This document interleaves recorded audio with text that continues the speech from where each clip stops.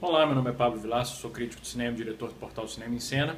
Acabei de chegar ao hotel do segundo dia do Festival do Rio e hoje eu assisti a mais 4 filmes e como eu prometi ontem, eu vou tentar gravar vídeos todos os dias, além dos textos. Aliás, os textos sobre os filmes de ontem já estão no ar no Cinema em Cena. E como sempre, eu recomendo sempre ler os textos, porque nos textos eu posso entrar em mais detalhes nas questões técnicas, narrativas, de linguagem dos filmes, que num vídeo como esse, que tem o propósito de ser rápido, objetivo, não há muito espaço. Bom, como eu falei, hoje eu vi 4 filmes.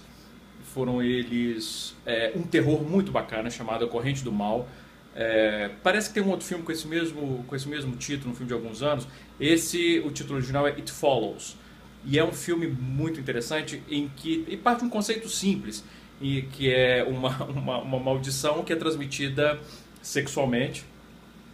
Então parece que o filme leva ao extremo aquela ideia que os filmes de terror costumam usar do sexo como sendo do sexo fora do casamento sendo punido pelo vilão. Aqui ele leva isso realmente a uma questão quase que realmente literal. O sexo já pune, já transmite uma maldição como uma doença.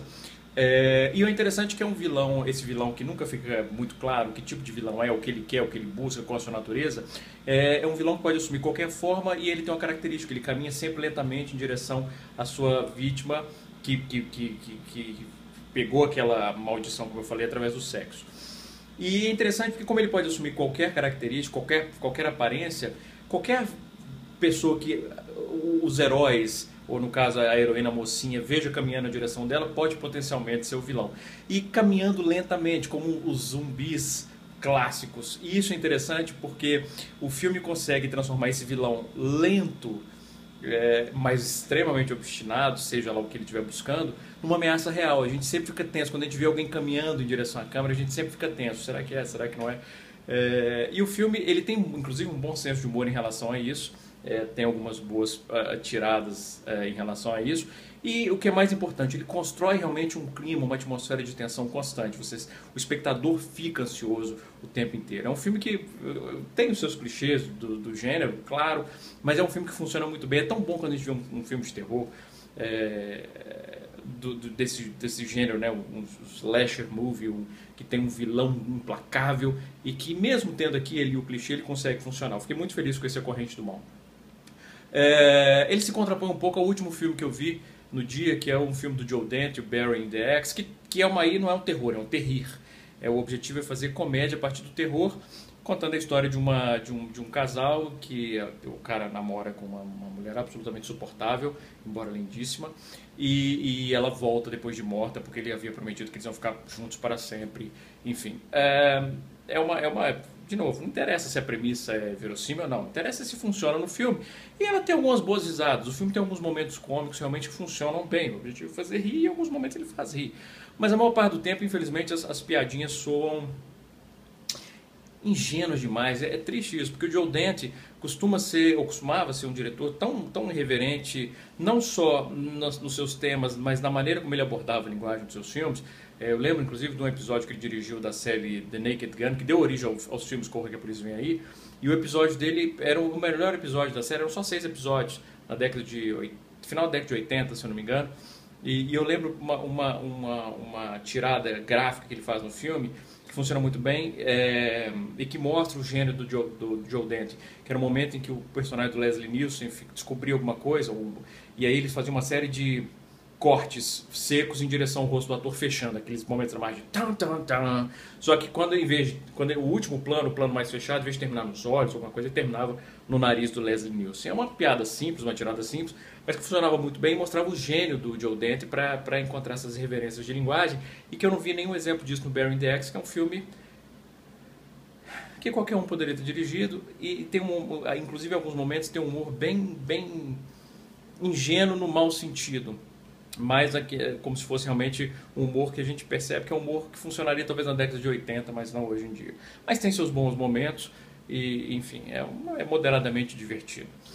Os outros 2 filmes, esses são filmes que realmente me encantaram também muito, assim como A Corrente do Mal. Um drama do Billy August, que é um drama familiar sobre uma mulher com esclerose múltipla que decide se matar, e aí ela conversa com a família, eles se reúnem um último final de semana para ela passar o final de semana com a família, e no final desse final de semana ela vai se matar. E o filme se concentra nas relações familiares, na dinâmica entre essas pessoas, na maneira como eles lidam com a doença, com a morte, com as lembranças, com o amor, com o afeto, com as questões familiares, com as intrigas do passado, com a maneira como eles enxergam o futuro. E são personagens multifacetados que estabelecem uma dinâmica muito complexa entre eles. É um filme muito sensível, não apela para o melodrama, para a lágrima fácil, mas ele realmente consegue emocionar, justamente por permitir que a gente conheça aqueles personagens tão bem. E como eu falei, é um elenco formidável. É um filme que me encantou muito. O nome do filme eu não falei até agora, perdão, é Coração Mudo. E realmente é um filme que me encantou muito e realmente assim, me fez chorar. E o último filme que eu vou comentar é um filme norueguês, que é um filme atípico chamado Blind, que é sobre uma mulher que perde a visão já depois de adulta, em função de uma doença que nunca fica clara qual é, e ela fica no apartamento dela. Ela é casada, mas ela entra em depressão, e ela fica no apartamento dela e começa a se aventurar com a escrita. E o filme é mais... Ele não é um filme de história, é um filme que ele busca ser um exercício narrativo que tenta ilustrar a maneira como essa mulher que ficou recentemente cega, como ela vai perdendo um pouco da noção do espaço. E o próprio filme brinca constantemente com o espaço, e para isso ele usa uma montagem que é uma montagem fabulosa, que deveria ganhar todos os prêmios do mundo, que ela usa muito raccord, muita continuidade entre planos, para criar uma continuidade entre espaços que na verdade não são contíguos. Eu me lembro de uma frase do Bela Balaz, me lembrei muito ao ver o filme, quando ele falava da potencialidade eu acho que foi do Bela Balaz, essa frase, quando ele comentava sobre a potencialidade da montagem para criar a mise-en-scène, e ele dizia: construir um quarto a partir de 12 paredes que filmei ao redor do mundo. E o filme faz isso, ele cria espaços que são espaços impossíveis. Me lembro inclusive algumas experimentações de um filme do Bruce Conner, um filme de 1959, 57, se não me engano, chamado A Movie, que é um curta-metragem experimental e que faz justamente esses experimentos com espaço.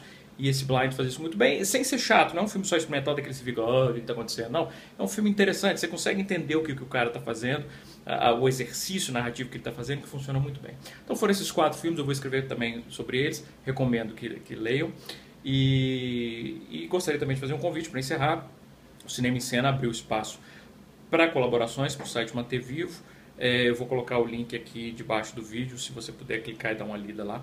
Ok? E leiam os textos, que eu sempre recomendo mais do que esses vídeos. Tá certo?